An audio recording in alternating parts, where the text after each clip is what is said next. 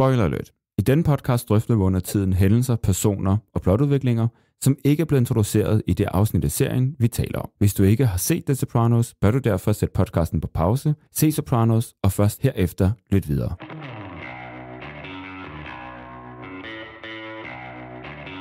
The Sopranos var serien, der delte tv-historien i to og igangsatte en gylden tidsalder, hvor alt pludselig synes muligt. Tony! What line of work are you in? Tony the phone! Waste management consultant. How come I'm not making fucking pots in Peru? You're born to this shit. You hear about the Chinese Godfather? Just when I thought I was out, Made them an offer they couldn't understand. they pulled me back in. I remember every blowjob I ever got. Can we just go to Brendan's, score some shit, and find out what the fuck is going on? Take the carving knife and stab me here. It would hurt me less than what you just said. So what, no fucking ZD now? Like fucking King Midas in reverse here. Everything I touch turns to shit. Are you in the mafia? Am I in the what? You know what I want, Tony? I want those kids to have a father. They got one. This one. Me, Tony Soprano, and all that comes with it.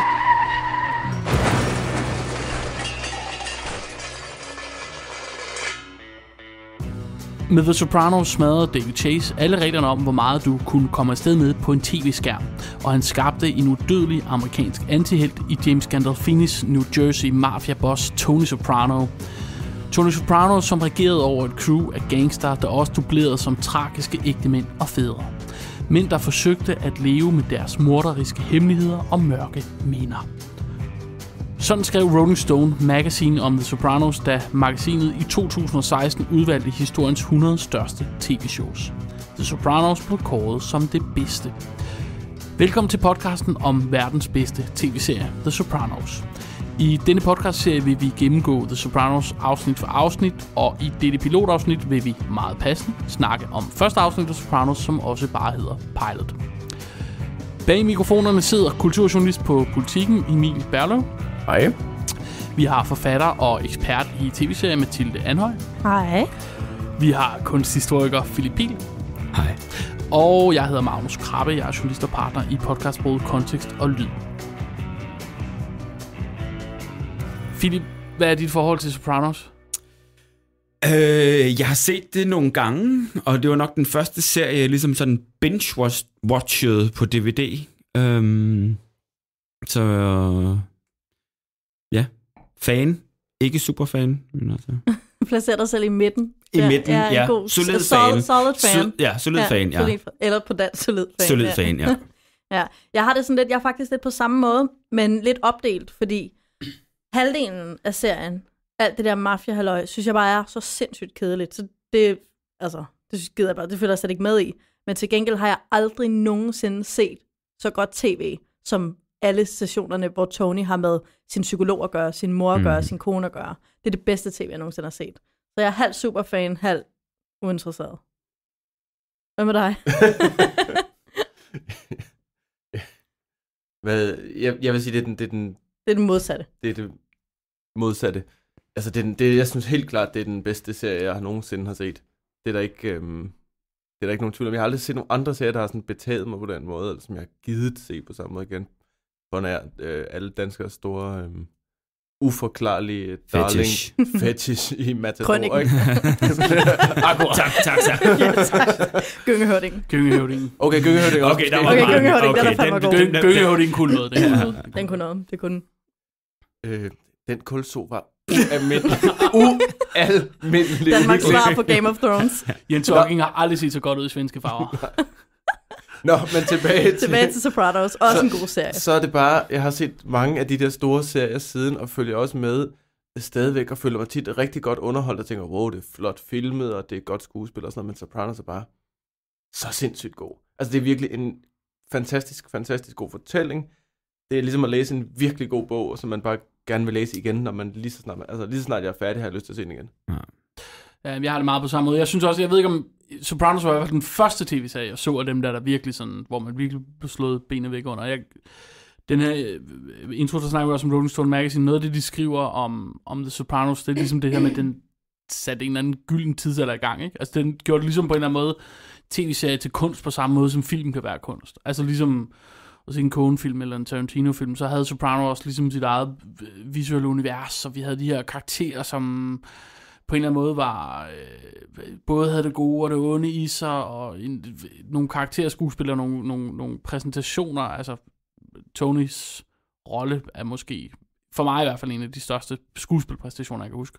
Og så kan man ligesom se det var for mig i hvert fald det, der gjorde, at jeg fandt ud af, at tv-serien kunne noget mere, fordi vi kunne komme meget med i dybden med karaktererne. Og sådan noget. Det synes jeg, Sopranos gjorde sindssygt godt. Og så, jeg kunne både lide de der scener med moren og psykiateren, men jeg synes også, det var fedt, når de skød hinanden. Ja, fik bare lov til at få noget vold. Ja, vold og kokain og patter. Yes. Pilotafsnittet, som vi skal snakke om i dag, det blev sendt første gang den 10. januar 1999. Det blev sendt på HBO, og hvis du ikke har set Sopranos, så kan du stadig se det på HBO Nordic, hvis man har abonnement til den slags, eller hvis man har den på DVD. Det giver der også nogen, der stadigvæk bruger. Vi starter hvert afsnit med et lille resume, så vi ved, hvad vi snakker om, og det gør vi selvfølgelig også her i første afsnit. Mathilde? Ja, det kommer her. Det er sådan, at i første afsnit af Sopranos, der møder vi mafiamanden Tony Soprano, seriens hovedperson. Han er lige begyndt til psykiater efter et formodet angstanfald, der har fået ham til at besvime til sin søns 13-års fødselsdag. Psykiateren Dr. Melfi går i gang med at undersøge, hvilke stresselementer i Tonys liv, der kunne have ført til så voldsom angst, og der er nok at vælge imellem. Organiseret kriminalitet er nemlig en meget stressende branche at være i, særligt efter RICO-lovgivningen har gjort det muligt at give udvidet fængselsstraffe til mafiafolk. Folk er begyndt at stikke deres venner i ryggen for at undgå at spendere halvdelen af deres liv bag tremmer, og det er simpelthen blevet umuligt at vide, hvem man kan stole på. Samtidig er nogle østeuropæiske iværksættere ved at forpurre Sopranos indtjeninger fra skraldebranchen. Tonys nevø Christopher likviderer på eget initiativ sønnen til den østeuropæiske skraldeboss for at sende et klokkeklart signal til østeuropæerne. Christopher håber samtidig, at dette initiativ vil gøre, at Tony får øjnene op for hans potentiale. Der sker også det, at Tony får et godt råd af sin ven Hesh, som også er lånehaj. Hesh foreslår Tony at få den spillegale forsikringsmand Mahaffey til at lave nogle falske forsikringskrav, som kan dække over de store mængder sorte penge, som Sopranos tjener. Mahaffey, der er dybt forgældet til Tony, ser ingen anden udvej end at indvillige. Det er dog ikke kun lovgivning og konkurrerende skraldefirmaer, der presser Tony Soprano. Tonys onkel Junior planlægger at likvidere sin ærkefjende Little Pussy på en restaurant, der er ejet Tonys gode ven Artie Bucco. Da Junior tilsyneladende ikke har noget problem med at underminere Tonys autoritet, vælger Tony en anden løsning, at brænde restauranten ned. På den måde er Junior tvunget til at finde en anden lokation for sin likvidering. Desværre er Tonys hjemmeliv ikke mindre stressende end hans arbejdsliv, da han er omgivet af krævende og uregerlige kvinder. Hans mor Livia er ude af stand til at tage vare på sig selv, men nægter hårdnakket at tage imod hjælp fra sin søn. Det afholder hende dog ikke fra konstant at anklage ham for at være ligeglad med hende. Tonys kone Carmella er sur og utilfreds på grund af Tonys mange elskerinder, og teenage-datteren Meadow er begyndt at stikke af hjemmefra og lyve for sine forældre. Og det er ikke helt nemt for en utro mafiamand at prædike for sine børn om ærlighed og respekt for reglerne. Og så er der ænderne. En anden familie har valgt at bosætte sig på Tonys grund til usigelig stor glæde for den hårdkogte gangster. Han ser begejstret til, mens ænderne plasker sovløst omkring i poolen og spiser det brød, han smider ud til dem. Men en dag er ænderne væk, og det bliver dråben, der får bæret til at flyde over for Tony. Vi har ligesom besluttet, at vi skal forbi et par forskellige temaer her i hvert afsnit, og vi vil gerne starte med at snakke lidt om miljøbeskrivelsen. Altså, hvor er det, vi befinder os? Vi starter jo i piloten, som vi gør i alle andre afsnit, med den her intro, med den her famøse Soprano-intro-sang, og vi ser Tony, han kører fra New York med skyline i baggrunden, i bagspejlet, og ned igennem den, der hedder The Lincoln Tunnel, og så ud på New Jersey Turnpike, og så ser man ellers, han kører hele vejen hjem til sig selv. New Jersey, vi er i den nordlige del af New Jersey, og jeg ved ikke, jeg har sådan, nu har jeg aldrig været der, men jeg har på fornemmelsen, og det ved jeg ikke, om I også sidder med det samme fornemmelse, det hele er ligesom på en eller anden måde en by. Altså vi hører om forskellige stednavne, og vi kan se, men de ligger alle sammen ligesom inden for sådan en radius af 20 km, hvor alle de her forskellige lokationer findes. Og det er sådan lidt på en eller anden måde sådan en, det føles lidt som sådan en back alley til New York, ikke? Jo. Det føles sådan lidt som sådan et wasteland mellem det smarte by New York, og så det her sådan, hvad skal man sige, meget mere sådan countryside og den industrialiserede del af USA, der ligger lidt længere vestpå. Så på en eller anden måde er vi i det her wasteland, der ligger lidt imellem, ikke? Jo, og jeg synes også, man får den her. Altså, jeg tror, der sker to ting, i hvert fald for mig, når jeg ser traileren. Bevægelsen, hvor Tony kører fra New York til New Jersey, det er både bevægelsen fra det glamourøse til det faldefærdige, men det er også på en eller anden måde en bevægelse fra noget illusionsbefængt. Altså den der New York skyline og den der illusion om New York. Der er jo masser af dele af New York, der ser lige så forfærdeligt ud som New Jersey. Men det er ikke det, vi ser i traileren. Vi ser den der skyline. Altså vi ser bare det der old New York, gamle dage, hvor alting var godt og alting var smukt. Og så kører han ud til nutiden i New Jersey. Så for mig er der også sådan en slags gamle dage i New York til nutiden i New Jersey. Sammen med... Men der er sådan det er både over, ikke? Fordi... Det er jo heller ikke så... Altså, det hvor de bor i New Jersey, det er jo sådan noget villa-kvarter, sådan noget virkelig... også en villa-kvarter af en vis det er økonomisk, standard. Det er jo økonomisk overklasse. De bor... Naboen er læge, ikke? Ja. Og de har den her kæmpe store villa med swimmingpool, og de men det er kører der, hvor han ligesom biler, ender, ikke? Han kører igennem forfaldet for at nå op til sin ret sådan høje pind på samfundets stige, ikke? Ja, altså de bor i et lækkert kvarter. Ja. Men moren bor ikke i et specielt lækkert kvarter, for eksempel. Hun bor jo i Old Jersey, ikke? Hun bor i det gamle. Ja, og det samme med Junior, og man kan sige, den stripklub, stripklub og sådan noget, ligger også sådan et sted ude på sådan ude ved sådan en stor hovedvej, lidt længere sydpå. Det ser sådan lidt... Det er ligesom om, der er nogle kontraster i alle de der steder. Men det virker også som om, de skal køre til alle stederne. Ikke? Altså, de kører rundt hele tiden. Det er ikke en lille by. Nej. Det er sådan et større område. Men det andet, som jeg synes sker i den her bevægelse fra New York skyline og så ud til Jersey, det er nemlig også, at de slutter jo med, at han kører igennem den der forfalds by-forstadsområde. Og så kører han jo ind i skoven. Så der er også en slags bevægelse fra det civiliserede New York. Altså New York må være det absolut mest civiliserede i verden, ikke? Altså den største by. Og så ud i skoven med træer, og jeg får i hvert fald Tony Sopranos vildskab, altså bevægelsen fra civilisationen og opføre sig ordentligt, og så helt ud i skoven, hvor alting er sådan vildt. Og så ved jeg godt, der ligger en villa der, og han ligesom har penge og opfører sig ordentligt. Men der er stadigvæk noget omkring fra byen, igennem forstaden, og så ud til naturen. Ja, jeg får mere en vibe af, at man kører inden fra byen, hvor der ligesom er tonsvis af mennesker, man har det net, hvor man ligesom kan glide ud i baggrunden, og så hen i det her forstadsmiljø, hvor der ikke er nogen steder at gemme sig. Altså, og næsten ind og i det sådan... Hvor alle ved, hvem han er. Ja, og i en domestic sfære, ikke? Ja, okay. Hvor der ikke er, hvor det også netop bliver sådan strammende og ubehageligt. Så han bevæger sig faktisk fra frihed til fangenskab. Unheimlich, ikke? Og være i hvert fald følelsesmæssigt. Ja. Hvis man taler om miljøet også, så er det jo sådan et italiensk-amerikansk miljø, hvis der er nogen, der skulle være i tvivl, der sidder derude. Jersey. Og der er jo sådan en masse enormt... altså det er sådan nogle klichéerne på italiensk ting. Det er sådan noget guldnipseri, de har stående alle vejen, ikke? Nå, det er rigtigt. Og man ser også faktisk i traileren Tonys guldur og guldarmbånd og cigarer og sådan noget. Det er stor cigar for Tony og sådan lidt skinnende jakkesæt og åbne skjorter, der ser sådan 90'er Fendi-agtige ud. Og det er altså det samme hos Tonys mor Olivia, der er også sådan... Der er også sådan pyntet på den der grimme måde. Ja, på den grimme måde. Ja. Og de har alle sammen, altså det er alle sammen sådan noget, det er jo enormt gennemført og ret fantastisk og ret grimt.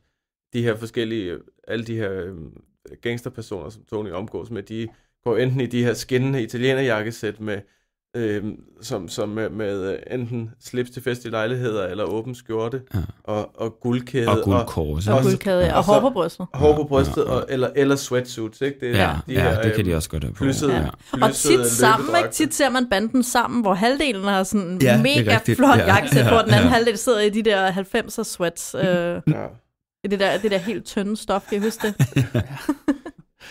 Et for. Der knidrede lidt, når man rette sig. Men det er meget med fokus på det italienske og amerikanske. Altså, en ting er, at vi har alle de her gangstermedlemmer, som jo alle sammen er italienere af afstamning. Men det synes jeg stort set også næsten alle andre seriens personer, eller sådan personer, der kommer ind. Og dem, der ikke er, de bliver i hvert fald... De bliver i hvert fald udpeget, ikke? Ja. Der er jøden, og der er nogle sorte, og sådan noget. De får virkelig på munden alle sammen.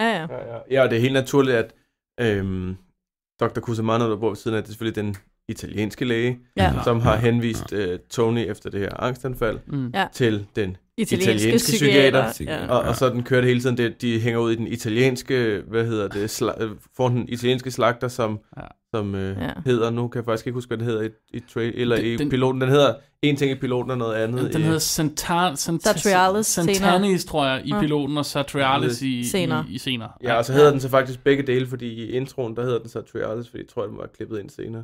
Ja, det kan godt være. Men det sidder foran, den hedder den noget andet. Det er sjovt, når man reparerer en fejl, og så er det bare alligevel en fejl. Ja. Man havde allerede lavet det. Men også det der med kirken, altså den katolske præst, det er jo heller ikke en irsk, det er også en italiensk. Ja. Altså det er lige fra religionen til maden til tøjet, alt er bare Italian American hele vejen. Og det allerbedste til at sådan embody det her, det er jo Carmella og hendes fashion sense. Ja. Det er Tonys kone. Tonys kone, Carmella, er. Hun er virkelig med sine guldsmykker og sine enten små suits og lange negle, stort hår. Altså farverig prins, Versace-agtig prins og gulddetaljer, ikke? Jo, og meget kort tøj hele tiden, og meget lidt tøj på hele tiden. Ja, det er fordi hun har en sindssygt god krop. Ikke fordi det nødvendigvis hun er mega slutty i det der, men jeg tænker meget sådan lidt, hvis man har været i USA, så ved man også, hvor koldt der tit er indenfor.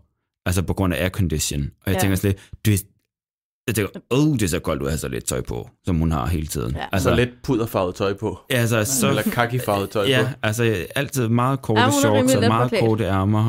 Og det er vel efterår egentlig, når vi ankommer i Sopranos, så de synes, det er fint at barbecue uden foran. Tony går ned i poolen med tøj på. Ja, men jeg ved ikke. Det har jeg fornemt af, det kunne han have gjort. Det kunne nok ikke hvornår. Det tror jeg ikke. Nå, men i hvert fald tilbage til miljøet, så er der ikke nogen tvivl om, hvor vi er her. Og den her italienske amerikanske, der er noget uraffineret ved det, ikke? Er vi ikke enige om det? Meget. At det er sådan, der er noget sådan dyrisk ved deres. Det er mad og smykker. Der er noget sådan meget stor appetit på grådighed. På en eller anden måde, det er jo mere amerikansk end italiensk i hvert fald. Det er sådan noget, det er jo virkelig novo-rich på en eller anden måde. Det er ikke oldgamle penge, det der. Nej. Men man har også lidt problem, hvis jeg ved ikke, om de siger nogle af de der programmer, nogle af de der danske communities, der er i USA, hvor de sidder og spiser medisterpearls og rulleskriver med æbleskiver medisterpearls til morgenmad, ikke? Hvor man bare tænker sådan, okay, det fejrer et eller andet, men jeg har ikke rigtig forstået, hvad det er. Det tror jeg, det vil også vise, det viser sig jo også senere hen. Man kan sige, det kan være, at vi skal begynde at tale videre i det næste tema, som handler om den der enorme nostalgi, de har efter et Italien, de sådan set aldrig rigtig har kendt. Ja, de i hvert fald ikke selv har været en del af. Vi får, på det her tidspunkt får vi i hvert fald ikke noget langt tilbageblik på, hvornår de forskellige er kommet, og det er heller ikke som om, der er et hierarki indbyrdes imellem de her mennesker omkring, hvor lang tid tilbage de er kommet. Jeg tror måske, vi ved jo ret at de kom, det er hans egne forældre, ikke? Hans great-grandfathers var med til at bygge den kirke, de går ind i. Det er rigtigt. Det var Mennos great-grandfather. Så det er hans grandfather. Ja, det må være hans Tonys bedstefar og hans bror, der kom til fra... Men det er sjovt, fordi jeg lærte... for at bygge... de var stenhugger, ikke? Han kom der til for at bygge kirken der. Ja. Men da jeg så i sin tid Real Housewives of New Jersey, som jo er super relevant for den her serie, og der har jeg lært meget om Jersey-miljøet og den her italienske sådan... Lignede de Carmella? Hvad for noget? Lignede de Carmella? Men det gør de. Det gør de. Hun er spot on, den der, både fashions og stilen, måden at tale på. Det er sådan, The Housewife of New Jersey er. Carmella kunne sagtens have været med i den. Og de er jo også i fængsel, nogle af dem, på grund af sådan svindel. Okay. Men det, jeg lærte, som er en stor ting i den her Italian-American community, det er at være off-the-boat Italian. Og det er, hvis man er stadigvæk sådan, taler italiensk med sine forældre, og sådan, stadigvæk laver sin tomatsauce selv, og sådan moser alle tomaterne, og hvad fanden ved jeg, tramper i dem, jeg ved det ikke. Men der er en stor forskel, og sådan man er finere, jo mere off-the-boat man er. Er man det?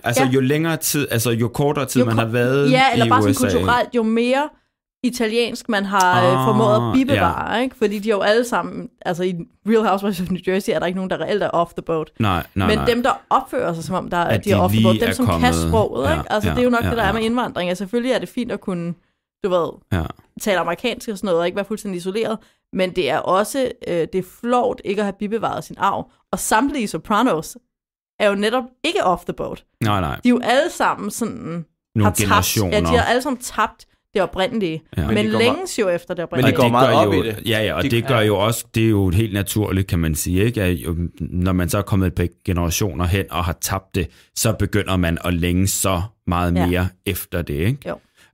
Og i serien her bliver det jo så blandet sammen med, som du, Mathilde, også nævner i introen, bliver det også blandet sammen med en nostalgi for en tid, der var, hvor der var en anden orden. Og en mere tid, en simplere tid, hvor der var en helt anden og mere klar orden, også i det i skyggesiden af samfundet, altså den kriminelle side, hvor de begår sig. Ikke? Jeg tænker altid på Bob Dylan's To live outside the law, you must be honest. Det er den gamle mafia. Det var, at vi var uden for loven, men vi var fandme ærlige. Man kunne stole på hinanden. Ja, men for det giver ikke nogen mening. Men I har valgt at leve uden for den normale orden, og så er men der er ikke noget sted, hvor der skal være mere orden end uden for dem. Vel? Altså, det er det samme, når folk sådan bliver sure over, at der ikke er ligestilling i kongehuset. Det giver ikke nogen mening, det du snakker om. Altså, præcis. Men det har de virkelig det er jo virkelig interessant, fordi det er jo sådan et Godfather Italien, de virkelig tænker. Altså for dem er de italienske dyder noget, de har set i Godfather-filmen, ikke? Ja. Som foregår samtidig med, at Tonys far, eller måske var Tonys far var sådan... Far måske, eller nej, det er i 40'erne, ikke? Jeg tænker på Corleone, ja. Det er i 40'erne, det passer med, at Tonys far har været en ung gangster dengang, ikke? Ja. Og det er jo også interessant, altså, hvad de så de der, altså hvad det er for nogle værdier, det er de samme retter, de spiser, ikke? De hedder de samme, det er de samme kager, de henter, og det, hvad er det Marlon Brandos rolle, altså, hvad hedder det, Vito Corleone, han advarer mod, jamen det er narkoen, ikke? Det er det, ligesom helt går i ged over i første Godfather-film, og det er stadigvæk nu her, generationen efter, der er det der narko er også ligesom sådan et kæmpe issue, og noget, de ligesom viser sig, at de har kæmpe problemer med, så de er ligesom nostalgiske efter den gang, hvor der var sådan hædersprincipper på en anden måde. Ja. Ikke som de havde det i Italien, men som de har set det i filmene. Ja. Og nu er vi det her tema om nostalgi, som vi jo har talt meget om, så er det jo ikke kun tiden, som karaktererne, hvor de længes efter noget, der var, som måske ikke rigtig var, men som man virkelig føler må have været der, når man er lidt længere senere hen i livet. Der er jo også det her med, at Olivia, Tonys mor, længes efter sit ægteskab, og bliver ved med at sige, he was a saint. Selvom at vi helt åbenlyst får at vide, det var han ikke, men hun længes efter det her, der var. Tony længes efter sin barndom, selvom den helt åbenlyst ikke var særlig god. Så det er ikke kun den historisk-kulturelle kontekst, de længes efter. Det er en tilstand af længsel, som bare bliver sendt ud i alle retninger. Alle længes efter noget, der ikke er der. Så er der jo så også en stressfaktor for Tonys både private og arbejdsliv, som er det, at der er mange af de der gangster, der begynder at tale med politiet, ikke? Ja. Og der er de her sager, og der gør, at folk ryger rigtig lang tid i fængsel, og han siger jo til psykiateren, ikke, at han savner Gary Cooper-typen, ikke? The strong silent type, som var den her amerikanske skuespiller fra 30, 40, 50'erne, som fik en Oscar en eller anden gang i starten af 50'erne. Og som ikke havde nogen følelser. Som havde for en film, der hed Sheriffen, ikke? Han var sådan en rimelig kølig type. Og det er jo interessant. Det er i hvert fald det, Tony er udad til, selvom han er jo sådan et esbeløv indad til. Men det er jo virkelig også sådan, det er sådan, virkelig sådan super barnligt og banalt, altså de der tanker, han har omkring de der ting. Jeg tænker også, han siger også det her med, at han har da et stort hus, og det er da super dejligt, men har de virkeligheden bedre, end hans forældre havde? Altså, han tænker sådan tilbage på sin barndom, som om det var meget bedre, da vi boede i det der lille bitte hus, og vi var en tæt familie og sådan noget. Det var det nok ikke, vel? Men det er lidt den der tanke med, man har, at man altid grønnere i fortiden. Da vi var børn, der var det hele meget mere det var dengang Sabisen kun kostede 6 kroner. Ja, præcis. Så der var ikke nogen ballade nogen steder. Sådan. Jeg er helt enig i, at det er en generel tilstand, at de alle sammen, altså alle det her mafia crew, er nogen, der længes efter noget både andet. Det her italienske og en fortid, i kriminalitet, som var lettere. Men jeg tror, i Tonys tilfælde hænger det jo også sammen med, at vi får ligesom at vide, at han har nu kommet til en anden position, som han ikke har været i før. Altså han er kommet højere op, og det er ligesom, han skal tage flere beslutninger. Jamen det er altså rigtigt. han bliver omtalt som chefen i det her. Det gør han så godt nok ikke i afsnittet efter. Nej, men vi har helt klart et indtryk af her, at der er han ligesom kommet for nyligt i hvert fald ind i en position, hvor han ligesom skal begynde at tage rigtig mange beslutninger. Det har han formentlig higet efter hele tiden. Ja, der har han været i længsel efter. Nu finder han så ud af, at det er ikke måske sådan... Det han troede, det var. Det er ikke super let, og han indser så ikke, at det har aldrig været let for nogen. Han tænker, hvis jeg bare havde haft den her position for 20 år siden. Det er nemlig det. Han boster ikke sin egen længsel, vel? Nej. Han boster den ikke. Han siger ikke, det er nok bare en illusion. Han bliver ved. Ja. Og det er jo også interessant, fordi at man kan sige, nostalgi, det er jo også, hvis der er et sted, hvor det altid opstår, så er det, når der har været forandring, ikke? Fordi så længes man efter det, man kender, og tryghed og sådan noget. Men det er meget interessant, det du siger med, at det er jo lige præcis sjovt, at han ikke siger, okay, det er måske bare fordi, at jeg altid tror, det er bedre, det jeg ikke har. End man lige han troede. bliver ved med at købe den. Ja. Han forflytter bare det der luftkastel. Han flytter det bare et andet sted hen. Og han bebrejder altså også sig selv til en vis plan, ikke? Altså fordi han går ligesom tilbage og siger sådan, men altså dem, der kom før mig, de var bare bedre, de kunne bare tage beslutninger, sådan der. Ja. Nu er jeg sådan en lille wimp, der sidder ikke og kan ikke finde ud af det. Der var bare nogen, der skulle fortælle ham, at det var hans far og hans bedstefar også. Det var de også. De sad også og var små wimps og sådan. Ja, og så har han jo reelle problemer, fordi der er ikke sådan, selvom han i det her afsnit bliver beskrevet som bossen, ikke, så er der så også Junior, som er hans farbror, som er den ældste i hvert fald, og som måske er det ligger mest til af chefen. Man hører jo ikke rigtigt om Jack April i det her afsnit. Nej. Som jo er den der bliver chefen. Den, der viser sig afsnit efter at være chefen. Men han vil jo ikke lystre. Han har sådan set tænkt sig at skyde ham lille Pussy der, ikke? Ja. Som ikke er Pussy Malanga, men den anden. Jo, det er Pussy Malanga. Nå, det er Pussy Malanga. Det er fandme ikke til at holde styr på Pussy. Der er mange Pussy. Det er jo det, jeg siger, der er for mange karakterer i det der gangster-moras. Men i hvert fald... Nå, det er selvfølgelig Pussy Bombancero, der er den anden Pussy.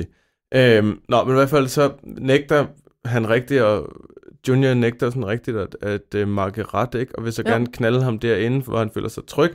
Hvor Tonys gode ven, som Tony rigtig godt kan lide, har sin restaurant, der for en gang skyld går ordentligt, og han er hæderlig, ikke? Ja. Så nu skal vi ikke ødelægge den stakkels hæderlige mands restaurant. Hvordan løser vi det? Vi prøver lige med først at få ham til at tage på noget krydstogt, fordi det er hestens snedige jøde, har fundet på, at det er sådan, vi kan gøre. Det er sådan, det fungerer. Så han sender på et krydstogt, sådan så restauranten er lukket, så kan han ikke gøre det. Det vil han så ikke, fordi hans kone er endnu mere hæderlig ved at tage imod den slags mafia-gaver. En lille gave. Og derfor så bliver de nødt til at finde en løsning. Hvad gør de så? Jamen så brænder de lortet. Så brænder de sgu lortet, ikke? Men det er jo også derfor, det handler ikke om Artie Bucco og beskytte hans følelser. Det handler om, at Tony ikke skal blive sådan ydmyget ved, at hans onkel kunne finde på at likvidere en, mens Tony sidder og spiser spaghetti hos sin bedste ven. Det er jo det, der ikke må ske. Det er noget dobbelt, ikke? Fordi Tony vil på en eller anden forkvaklet måde, tror jeg, gerne hjælpe ham, samtidig med, at han hjælper sig selv. Og han fatter ikke... Jeg fornemmer også, at han går op i og vil hjælpe Artie. Altså, og han fatter seriøst ikke, at det er jo ikke nogen hjælp, du får bare dine forsikringspenge. Det er meget. Ja, for det er jo også interessant, at Tony tror, at han bare har sådan fundet den bedste løsning ved... Nej, kom bare. Han har fundet den bedste løsning ved, at i stedet for, at der er et mord der, så brænder vi det bare, fordi det er jo bedre end et mord. Det giver ingen mening. Han er så som du siger, barnlig i sin tankegang. Ikke? Men det er også, både og, men jeg synes også bare, i virkeligheden, så er det et godt eksempel på det, jeg synes nogle gange er seriens problem. Fordi det virker sådan håbløst,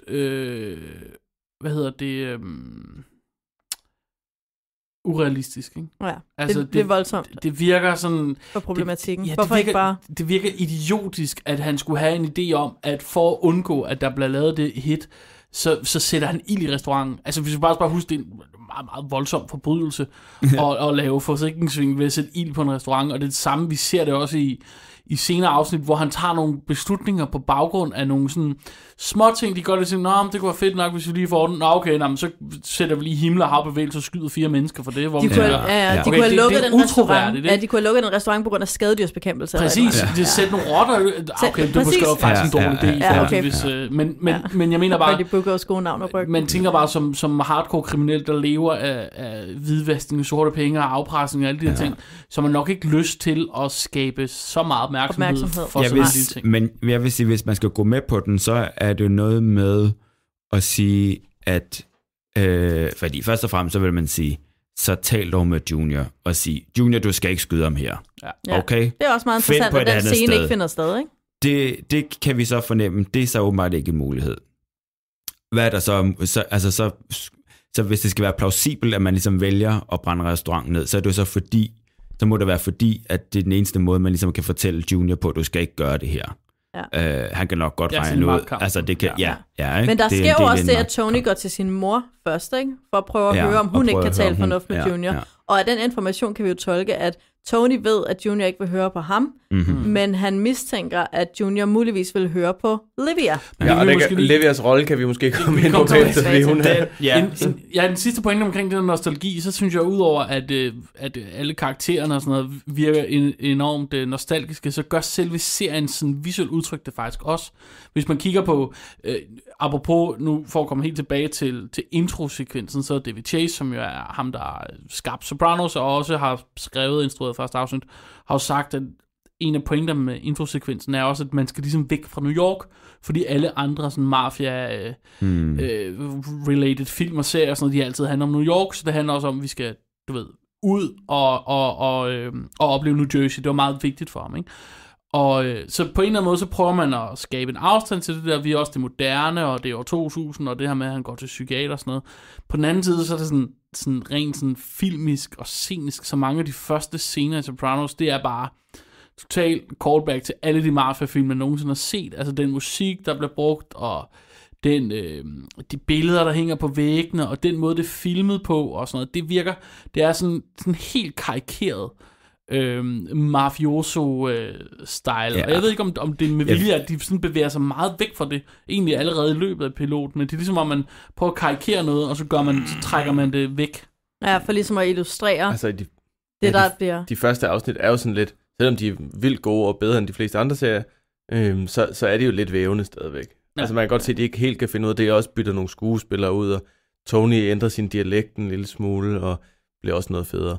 Det er fordi, der skal spise så meget under optagelserne. Ja, der er jo noget, der er også det der voice-over, som er i den første, som så ikke, som ikke er med som et greb i resten af serien. Så de prøver nogle ting, og det meste virker ret fedt, men det er jo stadigvæk sådan et forsøg.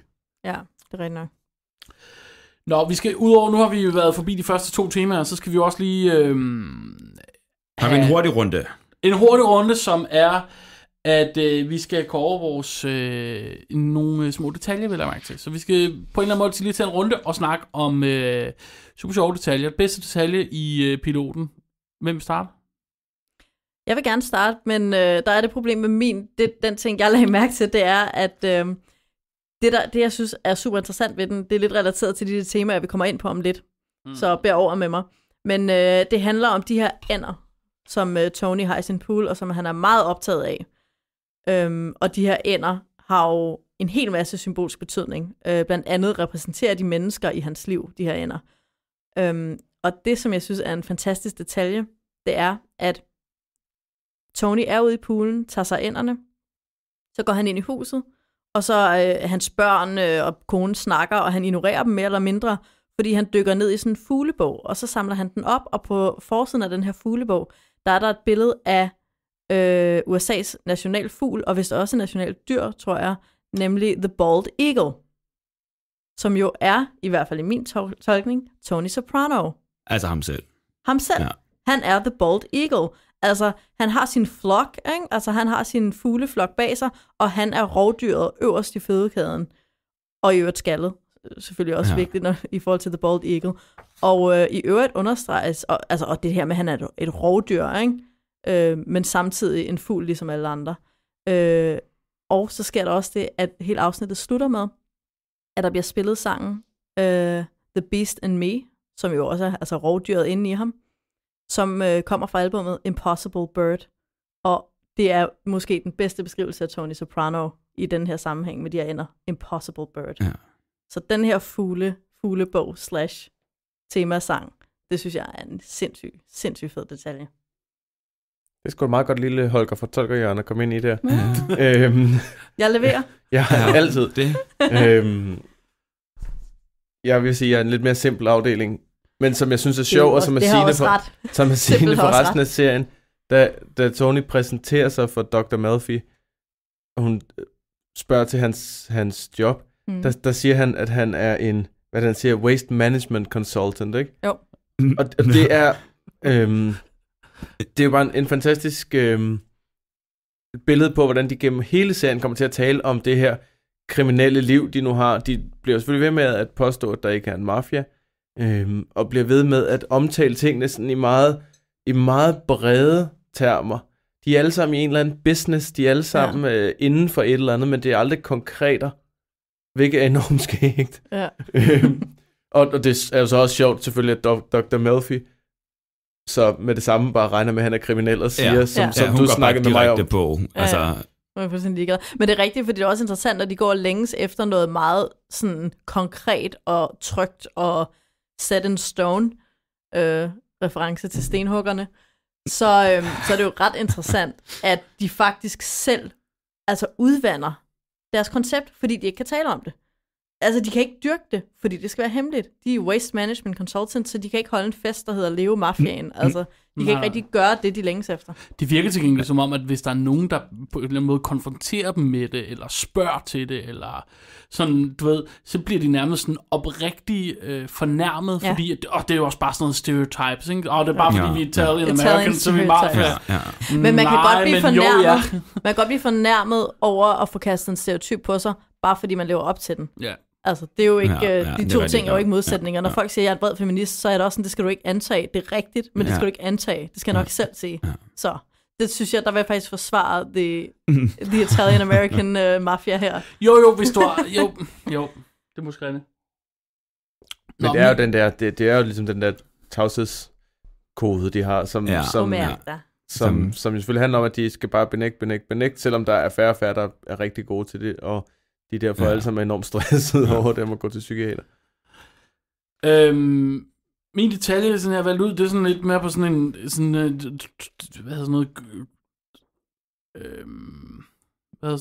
konkret? Nej. Nå. Modsat konkret. Sådan lidt cameo-agtigt. Det er bare Father Intantola, den her præst, Camillas Gumar, ikke på en eller anden måde. Nu synes jeg, du kommer langt. Det er hendes mentale Gumar jo. Men det er et rimelig vigtigt ord at sige mental her, vil jeg nok sige. Og der med et sidespring er et sidespring. Det er også rigtigt. Det virker som om nogle andre på den anden side af bordet har nogle problemer i sådan mentale, med et sidespring er et sidespring, om det er mentalt eller ej. Get over it, drenge, på en eller anden måde. Nå, men de sidder i hvert fald i den her sofa og ser gangsterfilm og drikker rødvin. Og de snakker om, hvilke gangsterfilm de godt kan lide at se, og ham med Father Intantola, han er enormt interesseret i at vide, hvad Tony han synes om de forskellige Godfather-film og sådan noget.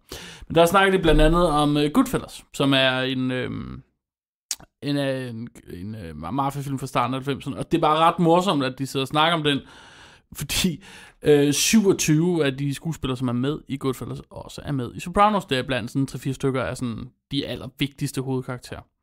Det var bare en meget sjov lille. Hvem er med i... Det er... alle åbenbart 27. Okay. Altså Melfi spiller jo den kvindelige hovedrolle i Goodfellas, og var egentlig for tilbudt Carmella, men ville ikke spille rollen, fordi det minder for meget om, og sådan noget, så hun valgte at tage Melfi i stedet for. Så Lorraine Bracco, der så blev de nødt til at opfinde en psykiater, der skulle være med i serien, fordi der kan Melfi som han rolle. Jeg tror, hun kunne godt tænke sig, i stedet for at spille sådan en... godt spille sig altså highly educated woman. Ja, præcis. Ja. Lige præcis. Det var lidt mere udfordrende, tror jeg. Så er udfordrende, fordi hun ikke er det selv, åbenbart. Jeg skulle lige til at komme med den insult, men så holdt jeg mig tilbage. Det er godt. Pussy. Big Pussy. Big Pussy eller Little Pussy? Big Pussy. Bompantiero. Paulie er med. Christopher er med. Og så er Phil Otardo med. Og Phil Otardo, der går lige 5 sæsoner eller sådan noget, inden vi møder ham, ikke? Men det er blandt så ser vi også meget til ham. Men der er jo nok bare en call list for Italian-American mafia-skuespillere, som har den rigtige dialekt. Og så. Ja, det er der nok. Så mange kan der heller ikke være. Nej. Eller det kan godt være, der apropos de stereotyper. Ja. Jeg ved ikke, om de er Italian-American alle sammen, men... Gandolfini? Der er virkelig mange af dem, der er det. De har også ret mange sjove historier. Ja. Mange af de skuespillere, der er med, som vi så kan gå ind i senere hen, fordi altså alle de der gangster af den ene eller den anden størrelse har i deres personlige biografi, altså skuespillerne selv, tit nogle ret skægge historier, hvordan det nu hænger sammen, og de har det også som karakterer. Det har vi heldigvis masser af afsnit til at tale om. Der var stort set heller ikke nogen af de skuespillere, der er med i første sæson, der var kendt i forvejen. Altså Lorraine Bracco, der spiller Melfi, var det, og jeg tror også Edie Falco, der spiller Carmella, var det sådan semi, og Junior har blandt andet været med i Godfather, ikke? Men udover... Hvad spiller Junior i Godfather? Ja, men nu har jeg jo ikke set Godfather. Men tak for det, vi kan lide. Selv tak, Magnus. Anytime. Tak. Men udover det, så tror jeg, at stort set alle de andre skuespillere var sådan rimelig ukendte for den brede befolkning. James Gandolfini blev valgt, fordi David Chase havde set dem i True Romance, og syntes, han var mega fed. Og så kaldte ham til audition, ikke? Ja. Men vi skal have vores sidste detalje på bordet. Og den ligger også op til vores næste tema, som jo er Livia, altså Tonys mor. Fordi jeg lagde bare mærke til og elskede, at når vi møder Livia, jeg tror den første gang, så hendes morgenkåb er knappet skævt. Og det er bare, det virker troværdigt på en eller anden måde. Det giver sådan en karakter en troværdighed, altså den her gamle dame, som tydeligvis er skrantende til ikke at kunne tage vare på sig selv, ikke? Ja, og enten, og den her skævt knappede morgenkåbe er måske sådan lidt både måske tegn på ikke at tage vare på sig selv, men lige så meget tegn på she does not give a fuck. Ja. Og det er jo sådan set også hendes attitude, altså karakteren. Ja. Og jeg synes også, der er det der med den skævt knappede badekåbe. Jeg så det også, og hele hendes udseende, de der skæve bryster, og sådan, altså det hele var bare sådan lidt skævt og forkert og grimt. Og for mig var det også bare et fuldstændig sådan image af hendes personlighed. Bare sådan forkert. Altså der er noget galt med den kvinde. Men nu er vi nærmest over i vores næste. Ja, det kan være, vi bare skal vi skal åbne op for vores snak om Livia. Ja. Min personlige yndlingskarakter, så længe hun er med. Er det rigtigt? Ind til Janice. Men de overlapper kun hinanden lidt. Men jeg går ikke over til Janice, når hun forsvinder. Det skal du tænke over, hvad det siger om dig selv, Magnus. Mother issues. Jeg synes Livia er fuldstændig forrygende. Både skuespiller og karakter. Ja. Hun er klart den bedste i den her serie. Og så er hun jo efter min mening the actual Godfather. Det er der ingen tvivl om. Hun styrer jo... Altså for det første er hun jo styrende for Tonys dårlige selvværd. Vi kan måske lige starte med at sige, altså det er tydeligt fra scene 1, at de har et besværligt forhold.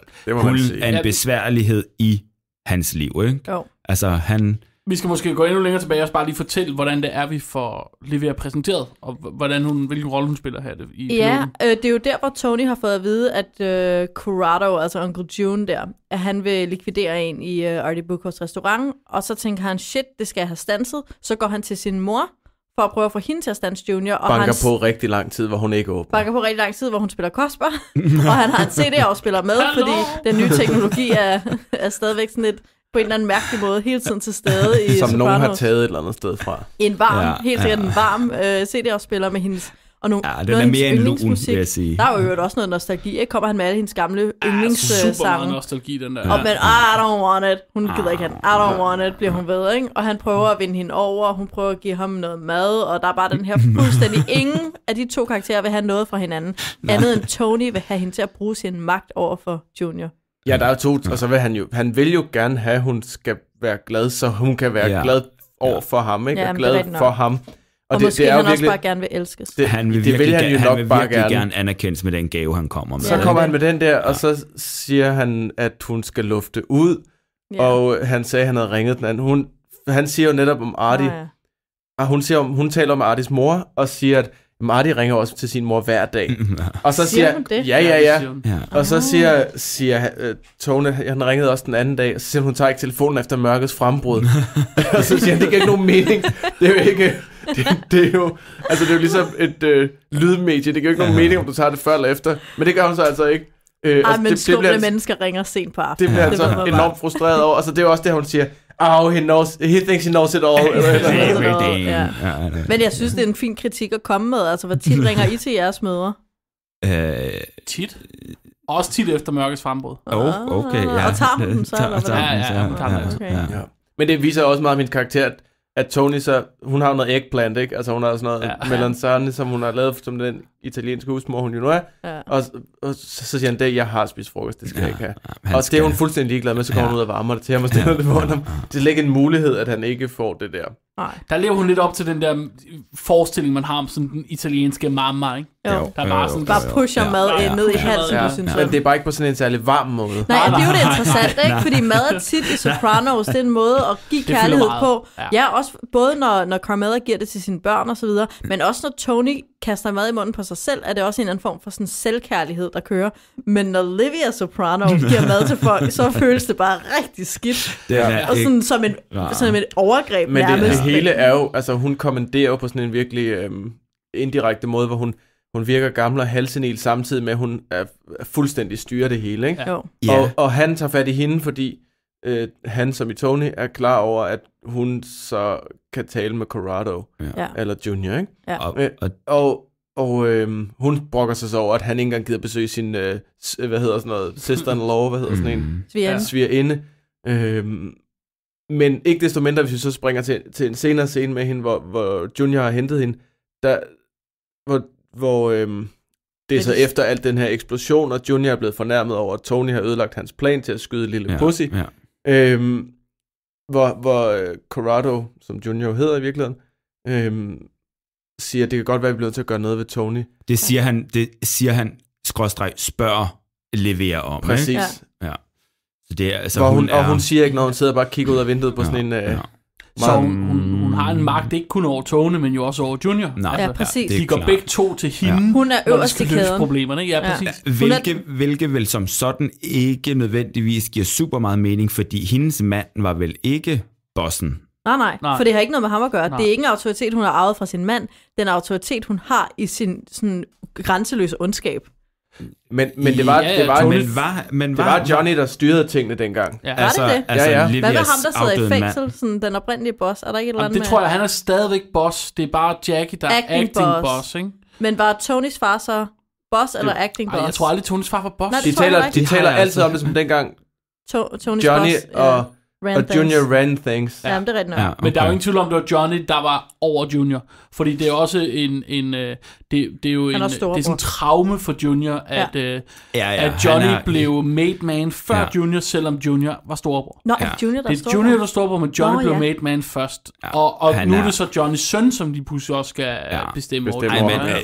Junior er helt klart et stort mindreværdskompleks. Og 2 ben og et par briller, ikke? Ja. Altså, han så også bare bliver kuk. Ja, fordi de er jo også altså både ham og Livia altså bliver jo også spillet som de er reelt gamle mennesker, som er sådan lidt usikre i det, ikke? Det er også en vanvid, at man har den her karakter, som har den her dobbelthed af, at hun både er godfather og styrer det hele, og samtidig så tør hun ikke at køre, fordi at de har lovet regn, ikke? Ja. Men og vil ikke flytte på plejehjem, som ikke er et plejehjem. Men hvis vi skal nå at snakke om inderne også. Ja. Og heldigvis, så er der jo en direkte connection, fordi det som Tony, han bliver så glad over, de her ender, ankommer og dyrker det rigtigt, og han går til sin psykiater, og det er det, han finder ud af, fordi psykiateren spørger ind til de her ender, og så begynder Tony at fortælle, om han har haft en drøm, hvor der var en havmåge, der sådan stjal hans penis. og psykiateren står ned på det her med, hvad har du med de her vandfugle? I øvrigt, The Bald Eagle, som jeg talte om før, er også en vandfugl, så... metaforen passer. Han har noget med vandfugle. Han har noget med vandfugle. Ja. Og der er det der er med de her ender, det er jo, at han bliver glad, da de kommer, og han giver dem kærlighed i form af brød. Altså de her italienere, der kommunikerer kærlighed ved at fodre. Han fodrer de der ender, vildt glad for dem, opmuntrer dem til at flyve væk, så flyver de væk, og så kollapser han med et angstanfald. Og hvorfor gør han det? Er det bare for lathedsangst? Sådan, han siger jo selv til sin psykiater, jeg blev glad for, at de var der, altså for de ankom, og jeg blev ked af det, da de tog afsted. Og så er den ikke længere. Altså, det er jo sådan, den helt simple læsning er det jo også bare, det er jo sådan, altså, psykopathåndbogen 101, ikke? Ja. Altså, elsker sådan dejlige simple ting, som altså, græder, når katten slår sig, men har ikke noget problem med at mishandle mennesker. Ja. Præcis. Jeg skulle hjem og sige farvel til katten. Ja, kunne godt lide, altså kan godt lide sådan nogle simple, ukomplicerede ting som et dyr, ikke? Jo, så jeg ved ikke, om han lyver over for sig selv, eller om han lyver over for Melfield, eller han lyver over for os. Men når han siger, at det er fordi, han er bange for, at hans familie forlader ham. Ja, eller så er det bare, den holder bare ikke, vel? Fordi han er på en eller anden måde ikke empatisk nok menneske til, man tror på, at det er det, i virkeligheden handler om. Altså, han siger til psykiateren, at grunden til, at han blev ked af det, at ænderne fløj, det var, fordi han er bange for at miste sin familie. Ja.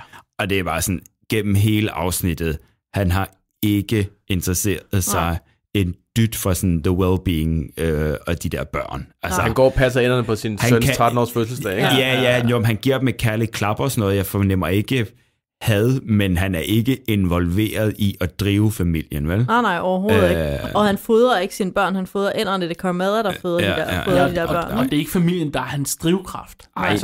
Hans drivkraft er jo ikke, at han vil skabe et godt liv for sit børn eller sådan noget. Men der er jo muligheden for, at den familie, han er bange for at miste, er mafiafamilierne, ikke? Ja. Sammenholdet. Ja. De gode gamle dage, ikke? Men er det ikke virkelig nostalgien? Altså er det ikke de gode gamle dage, som helheden måske er bange for? Det han får fra enderne, at det han gerne vil have i sit crew. Ja. Altså, at han kan sådan fodre og opmuntre og have det sjovt og break balls og alt det der. Og så går de ud i verden. Og jeg tror også, han er bange for, at det der jo starter afsnittet, det der angsten hele vejen igennem, det er angsten for at blive forladt eller svigtet af sit crew. Altså, han er bange for, at de under RICO-lovgivningen altså simpelthen stikker ham, hvad vi jo også ved kommer til at ske senere. De stikker ham, og på den måde forlader ham, og han er helt alene, fordi hans crew, hans familie, hans arbejdsfamilie, simpelthen skrider fra ham, ligesom enderne gør. Altså, normerne flyder, ikke? Normerne flyder, og det er jo, og dem, man kan regne med, dem, man kunne regne med før, de skrider bare. De er fucking væk. Det er normerne, der flyver væk. Og Christopher truer med det, ikke? Han truer med at tage til Hollywood. Ja, og ham har vi så ikke været så meget inde på nu, men det skal vi nok rigeligt komme ind på senere. Men der er jo også sådan en anden læsning i det, som er det der med, at nu endte han i den samme business som sin far, ikke? Og det, du går ikke ud af mafiaen. Nej, det er jo ikke en mulighed. Just when I thought I was out, they pulled me back in. Og det slutter den første Godfather jo også med, at den gamle Marlon Brando-rollen ikke sidder og siger til Al Pacino-rollen, at han havde håbet, at han blev noget andet. Det var Senator Corleone eller et eller andet, ikke? Ja. Og han ikke nu blev overhovedet for mafiafamilien. Ja. Men historien gentager bare sig selv, og det er også Tony, der ser sit eget forspildte liv flyve væk der, ikke? Altså, det er ikke nogen mulighed. Ja. Og vi ser det igen senere i serien. Skal vi nok komme til at tale med, hvordan de der familiehistorier bare gentager sig selv. Det mener jeg, det tror jeg, du har meget ret i. Altså, at der måske også en grund til, at han får angst, når han ser de der ender flyve væk. Ikke? Det er måske, at han indser sin egen mulighed for ikke at flyve væk. Ja. Altså, det er lige del, at han ser normerne skride, såvel som han ser sig selv. Ja. Må erkende sig selv som 100% fanget i det liv, han nu jo også aktivt er gået ind i, ikke? Ja, og det afsnittet slutter jo også med, at vi ser den der tomme pool, hvor enderne ikke længere er der, men Soprano og hans mor Olivia og alle de der mafia-mennesker samles som madbordet. Ja, de skal æde noget igen, ikke? Altså, så skal de hen og æde igen, ikke? Og uskylden og enderne og friheden og alt det der, og alt det, som New York også repræsenterede der i traileren, det er bare gone. Altså, der er ingen steder at komme hen. Ja, og den der, når vi snakker om det der med, at han er bundet af sin omerta og af eden til mafiaen og sådan noget, så er han jo på samme vis, og det kan vi jo sige, fordi vi har set resten af serien, men så er han jo også på samme vis bundet af sine egne, hvad skal man sige... komplekser og sin egen familie. Altså, vi ved jo også, at det er jo ikke første gang, han har et panic attack, det her. Og det her, det ligger i familien, ikke? Det ligger i hans mor, som er, jeg ved ikke hvad sådan noget, borderline, ikke? og der er du klar. Jeg tror igen, det her psykolog vil kalde det. Jeg kan sagtens fjerndiagnostisere det. Jeg har ingen moralske skrubler med fjerndiagnostisering. Det er det helt fint med. Og søsteren og sønnen, som og også vi ser, det ligger jo i familien, ikke? Ja. Det ligger jo fuldstændig i familien, og det kan han jo heller ikke slippe væk fra. Vi skal, udover at vi har kåret afsnittets bedste tale, så skal vi også kåre afsnittets bedste replik. Det skal vi. Philip? Den jeg synes er fedest, er AJ, som de genholder jo hans fødselsdag. Undskyld, nu røvler jeg. Det er, da de første gang prøver at holde hans 13-års fødselsdag, hvor at Livia selvfølgelig skal komme, men hun ringer så og siger, at hun ikke kommer. Og det var meningen, hun skulle have den her ret CD med. Så da hun så ikke kommer, så siger AJ så, no fucking CD. Fordi at, ikke nu kommer bedstemor. Nej, farmor kommer ikke med sin, hvad det lader til at være en halvberømt CD, som jo så igen er sådan en amerikansk-italiensk ret. Men den er bare meget sådan... No fucking CD? No fucking CD? Det viser virkelig både, hvor meget ham og os Meadow i det her afsnit er nogle røvunger. Altså, de er virkelig ikke særlig fede. Nej, men de har måske heller ikke haft de bedste, mest nærværende forældre. Men Carmella er da sådan rimelig på. Ja, okay. Men altså... Men det er faktisk ikke rigtig, vi har ikke talt så meget om 13-årig Brad lige der. Vi har ikke talt så meget om det, men det er jo egentlig ret, vi har slet ikke fået talt så meget mad, men det er jo også interessant, det er ligesom maden der igen. Artie Booker til stede til fødselsdagen også. Det er så den næste fødselsdag der, hvor de har sprunget hans restaurant i luften, og han er lidt dårlig humør over det. Ja. Det synes de selvfølgelig er underligt, men hvordan trøster de ham? Han får lov at grille. Altså det er hele tiden. I'll make him feel better. Lad manden grille. Lad manden grille nogle pølser. Ja, og Olivia kommer og kommenterer på maden, og det er sådan, der er meget. Mad er bare motoren i alting i den der familie. Ja, den er god. Jeg har faktisk, jeg havde et par stykker, hvor jeg var sådan, de er rigtig gode.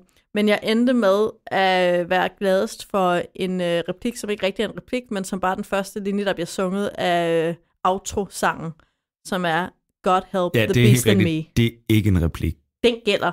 Den gælder. Okay. God Help the Beast in Me. Fordi det bare er Tonys bøn, og han sidder der hos sin psykiater, og bare skal have hjælp. Han skal have hjælp nu.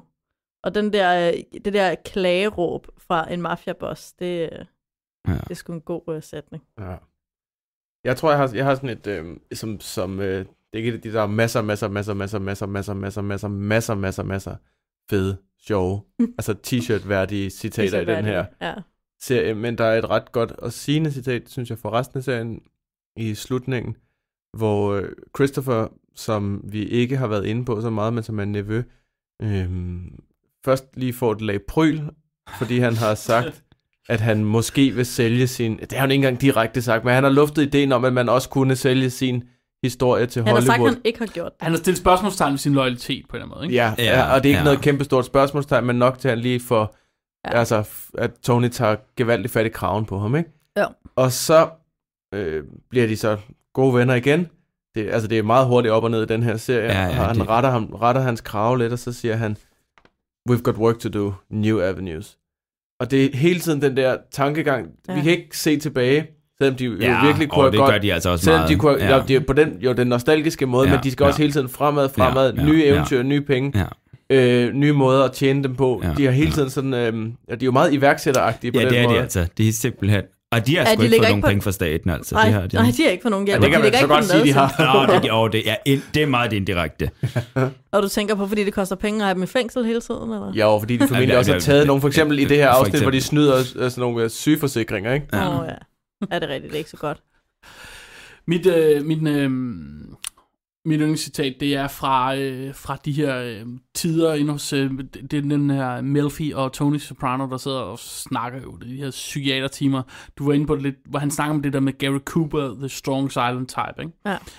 Og Tony, han prøver at forklare Melfi, at han forstår sådan set godt psykiatri som begreb. Han har læst på universitetet i halvandet semester. Han kender godt Freud. Han kender godt Freud og sådan noget.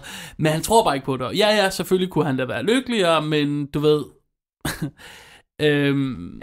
vi kunne alle sammen være lidt lykkeligere, og vi skulle bare alle sammen tilbage til the strong silent type. Og så begynder Dr. Melfi at forklare, der er ikke nogen, der behøver at skulle leve med en depression, eller skulle leve med at være deprimeret. Det behøver man ikke leve med. Hvor Tony bare koldt konstaterer, here comes the Prozac. Yeah. Og det fik han jo så ret i. And there came the Prozac. And there came the Prozac. Han endte med at gå derfra med et pilleglas. Inden da der, det er jo også en genial scene, som afslutter deres første psykiaterlæsning til, at hun spørger ham, om han føler sig deprimeret. Ikke? Hvor han så siger sådan, han har måske følt sig lidt deprimeret siden inderne forsvandt. The fucking ducks. Og der har han følt sig lidt en smule deprimeret. Og så siger Dr. Melfi, lad os tale lidt mere om de der ender. Hvor Tony han bare, så kan han ikke kapere mere, og så rejser han sig bare op og går. Ja. Det skal hun fandme ikke tage op, det emne. Nej. Det er simpelthen for dumt, ikke? Ja. Efter han lige har fortalt hende, at han godt ved, hvad Freud er, og hvordan tingene fungerer. Ja. Nå, jamen det var vel, hvad vi nåede. Du har lyttet til første afsnit af verdens bedste tv-serie, naturligvis om The Sopranos.